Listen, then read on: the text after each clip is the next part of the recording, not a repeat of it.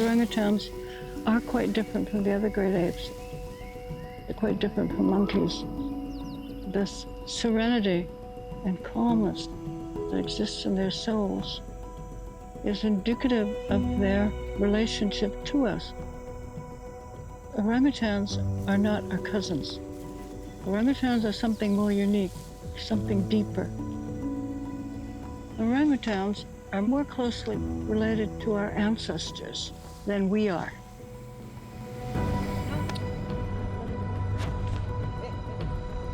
So they are what we left behind in the Garden of Eden. That's who they are.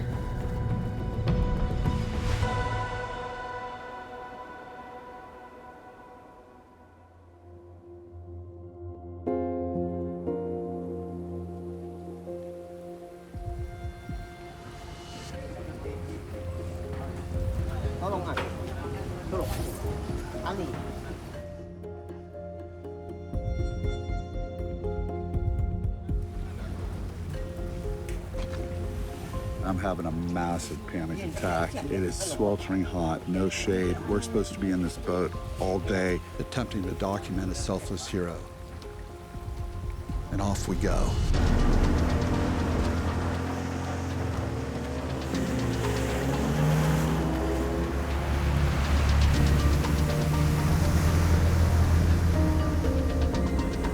We start speeding up this river.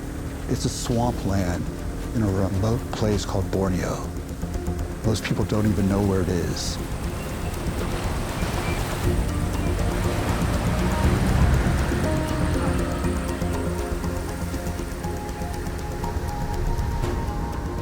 I can't describe what it feels like to be surrounded in an ancient forest, like a fairy tale, a mythological place. You know, when you're in these peat swamp forests, I can almost imagine a pterodactyl, you know, flying overhead. You know you're in some ancient, ancient place.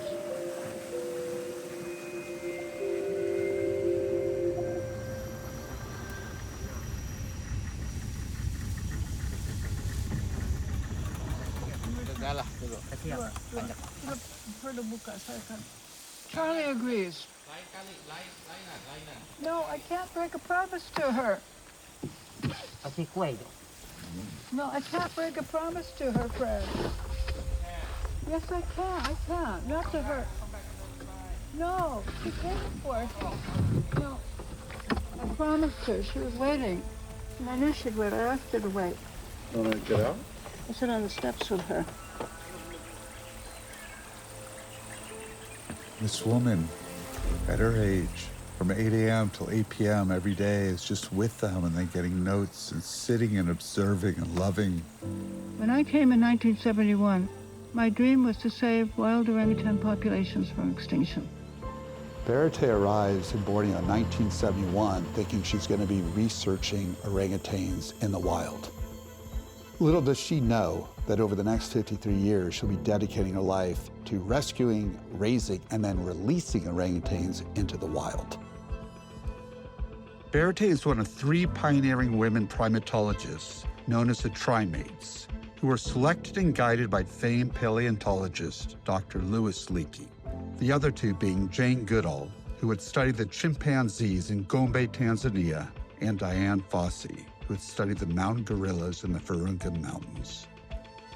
Birute establishes Camp Leakey to conduct groundbreaking research on the great apes in their natural habitat. I came to Indonesia. I spoke to the head of nature conservation and forest protection. I said, you have to increase the numbers of wild orangutan. And that's what we did in Tanjung Puting, is we protected the forest because this one phrase, habitat, habitat, habitat. If you don't have habitat, species are going to go extinct.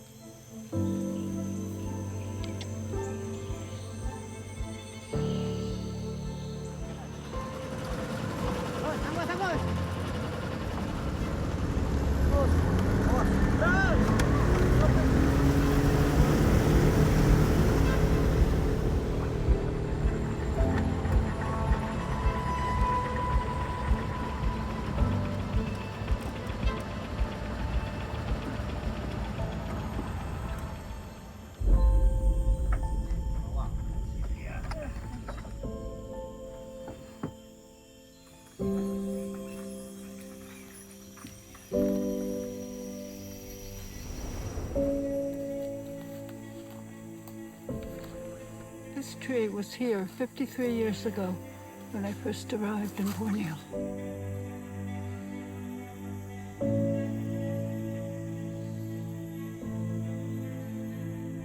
A great way to get to know her is she wrote a book called Reflections in the Garden of Eden. Because to Birute, this pristine rainforest is the Garden of Eden. And the orangutan decided to stay in it, and humans decided to leave.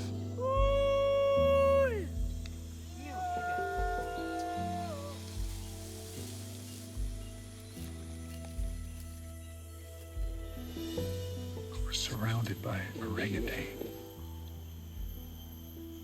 Moms and the kids, this big male, all from the wild. You just have to take a seat on a bench, listen, be calm, and be patient. We're just a few feet from some orangutan at the feeding station. I mean, look at the baby, look at the hands. This is a wild orangutan who does not have a name because she just started coming very recently to the feeding platform. And the reason that they come is because of lack of wild food in the forest. The orangutans are being crowded by forest destruction all around. So what we're trying to do for the orangutans is to make sure that they still have an ability to eat if there's no fruit in season. Taruh ke dun, ja, taruh ke dun. No. Taruh ke dun. Okay, ke dun. And one of the things you don't get in a tropical rainforest is protein. Even the adult males love milk. Oh, look at that. There you go. There's a male there. Siapa dun, tay? So I don't know if my mom explained why we do the feedings. It's pretty much supplemental because fruits here in the wild are seasonal, right?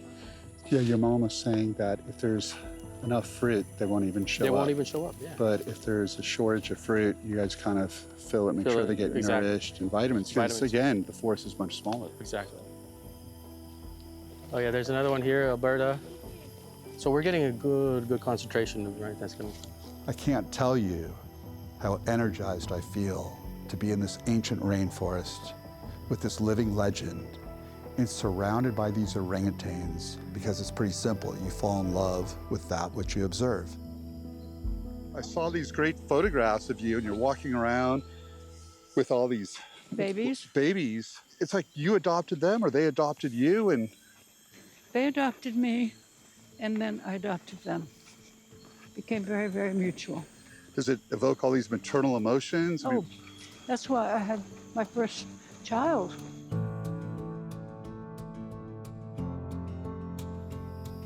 So we're actually at the Orangutan Care Center facility. There's 36 orphaned orangutans. You know, we have surrogate mothers to take care of them, and they have a playpen, a jungle gym. So it's pretty much like a kindergarten or a preschool for the orangutans. Their mothers have been killed, and they were either confiscated by the Indonesian Forestry Department or they were volunteered to us by local people. What we do is we give them love and compassion. You know, they're just like human babies, without the love and compassion. They don't grow, they don't develop normally.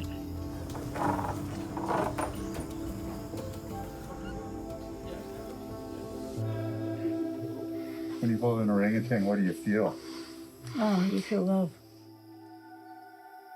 An orangutan mother spends her first 8.5 years with her infant. I don't believe there's any stronger bond in the natural world.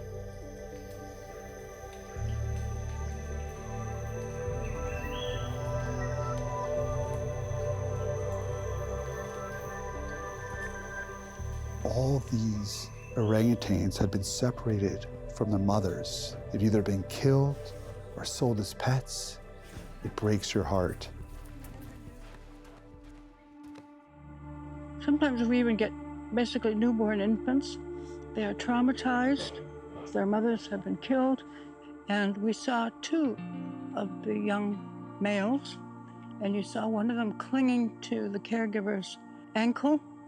And he is traumatized. He still will not play very much with the other orangutans. You know, over the months, over the years, they become used to other orangutans, they become socialized, and sometimes it takes 10 years. The 36 in the nursery are the youngest ones. And we have here, we have another 100 that are much older. So, you know, what we do is we try to bring them back to their normal, emotional, mental, and I know people will laugh at me for saying this, and spiritual state.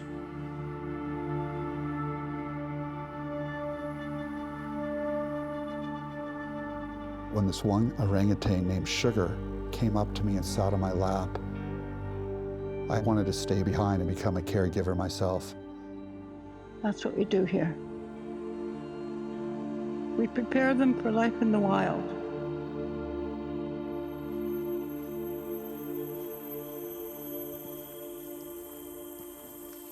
This is why my mom, when she comes here, just feels at peace. It's her place. I mean, you just feel the energy, you feel alive at the same time.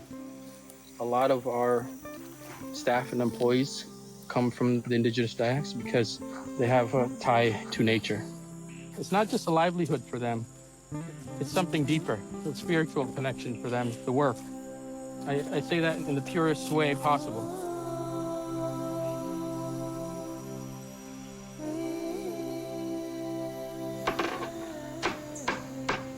So a lot of our staff here are generational.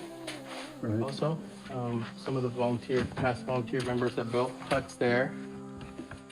And then an interesting fact, the young man here, when he was a young man, is my dad, Papoha. My father is an indigenous Dayak here, and he picked and chose to work as a conservationist.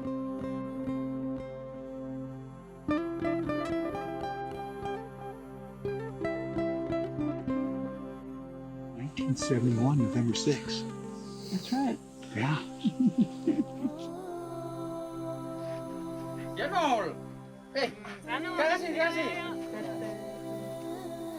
So long history here in Camp Leakey. They're still there because they love what they do.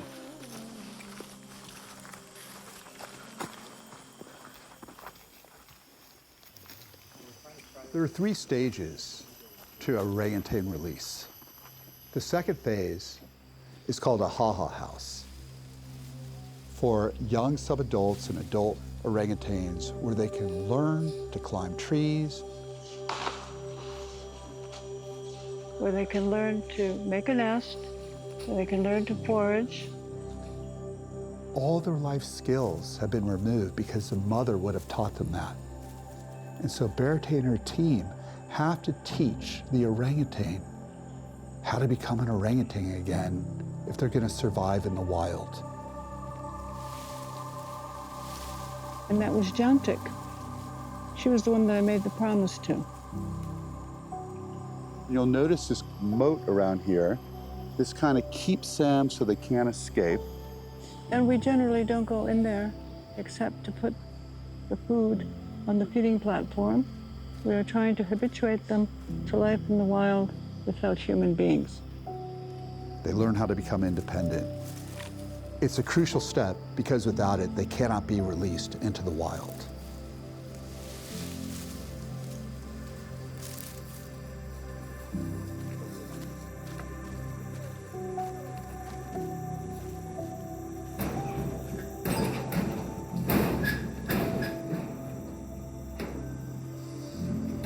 He's been hiding out in these bushes. He's protecting his lady, wandering. And when the guys came in, he came charging, and they had to shut the door.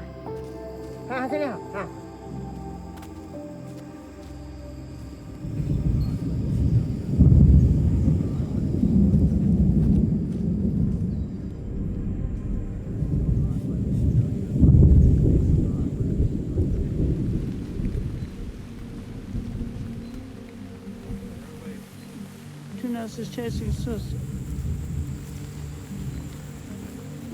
They do call them the Buddhas of the forest because they do observe. You know, they're very calm natured. Such deep souls. the orangutans have. You can just feel it.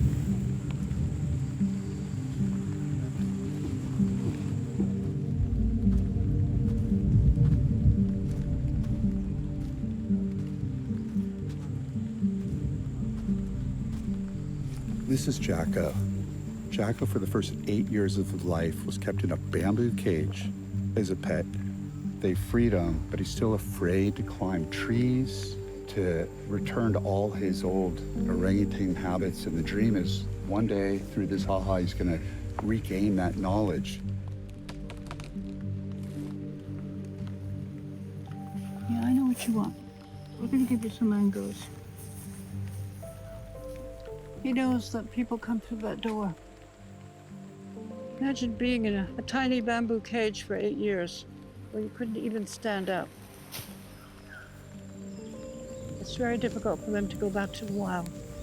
They gain facility in climbing, they gain facility in break-gating. So when they go back to the wild, they're not afraid of trees.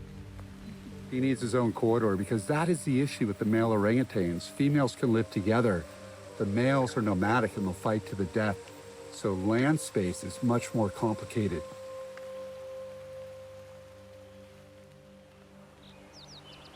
What brings in fresh genetic material, because the females don't travel, are males. And so we have nomadic males, and they move through the forest, and what they do is they mate with the females, and then once they lose dominance, they move on. The males are always looking for new females or new families of females which they can reproduce, mate. They're injecting fresh genetic material. And this is why we need to create corridors so the males can roam like they have been roaming for thousands of years. The forests are gone. The males can't go anywhere. They're stuck in little corridors of forest. And what does that mean? That the females are now mating with their brothers, with their uncles, with their nephews. So right now in Borneo, is the genetic structure of wild orangutans is beginning to change. Inbreeding, that is the first step to extinction. Good word there, corridor. We're already in a national park, so this is more so protected. Right. If we can buy a land that connects this national park to another national park up northwest, it would save a multitude of populations of not only orangutans, but other wildlife. And that is the big question. How do we expand habitat while balancing it with progress? It's all over the world. Progress, profit, habitat. You know, where is the balance? We gotta find the balance.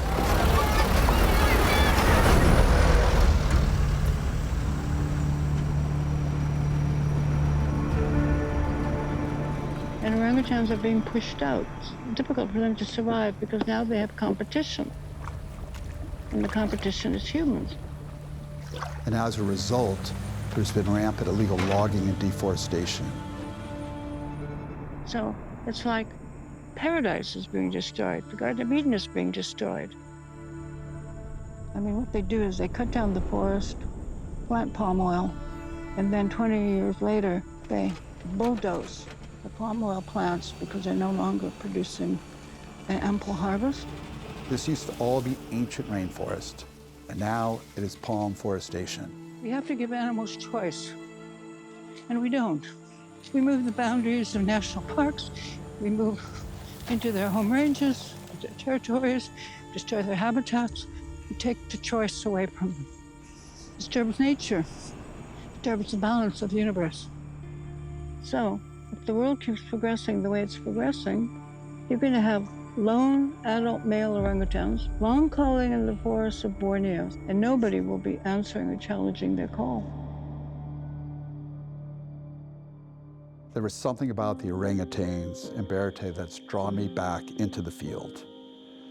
It's an experience I haven't felt in a long time. You're driven by so much passion. That's the word, passion, passion, passion. I feel like it's a huge responsibility to capture her selfless work. We have a multifaceted kind of conservation effort. I call it deep conservation. We try to cover as many bases as we can. We have land buying programs. The land that we buy, we patrol. And also, we help the national park patrol the park. And we have this tree planting program. We try to get as many ironwood trees as possible, saplings, in order to plant. And there's a forest now that just was planted that is named after my dead husband, my beloved husband. We have given lectures, training sessions, to over 70,000 students. And these are all drawings by school children. The children are very inspired by the work that I do, and they're hoping that from their generation will come a young Dr. Birute.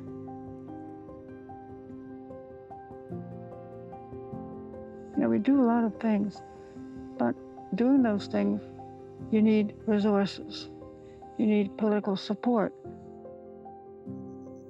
We need those corridors, because if those corridors do not exist, then orangutans are going to go extinct as species in the wild.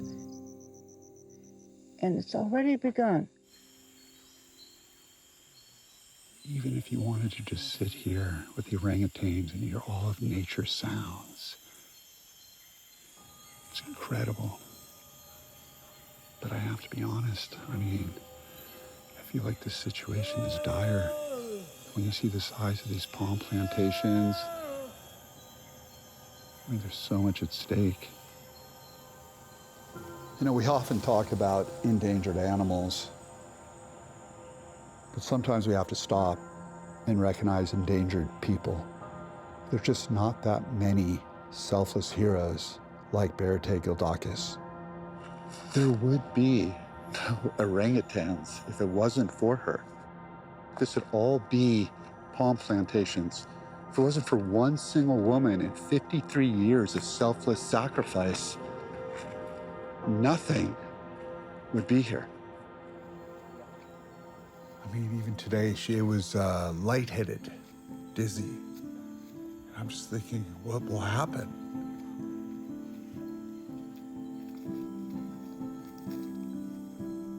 What will happen when she passes? Who carries the mantle? I mean, these orangutans will be devastated. 53 years with them. They know her and love her like she is the mom, the mother. And when you see how special the bond is between an orangutan and its infant, it makes you a little choked up.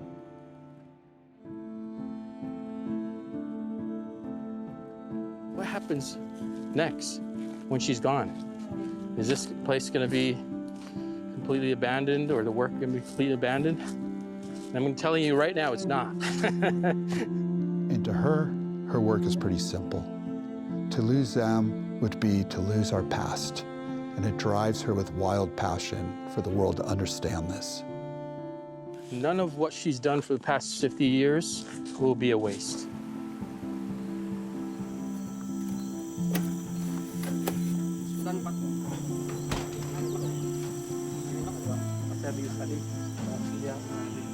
We are going to re-release Tammy and Toby, her wild-born daughter, and also Teddy, her free-ranging born wild son.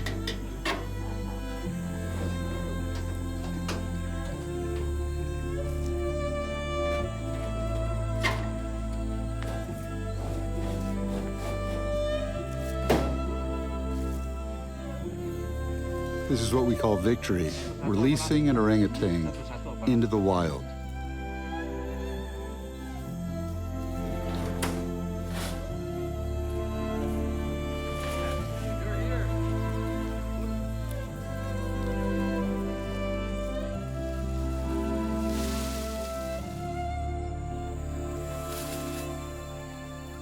As nature is taken away from us, part of our souls are taken away as well.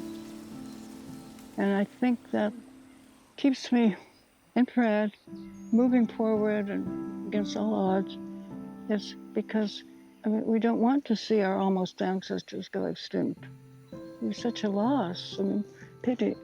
They disappeared from the face of this earth. They survived all these millions of years, and then to be gone in a flash.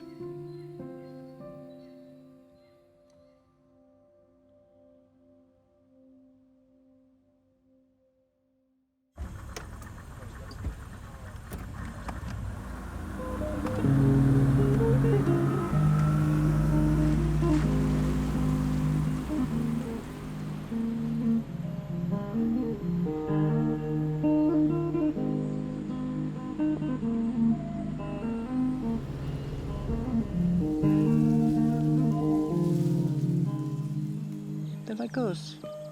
They're here, they arrive, and then they leave. You barely notice them leaving because they leave so silently. And they normally don't say goodbye. She's acting like a wild orangutan. We've made a difference like you wouldn't believe.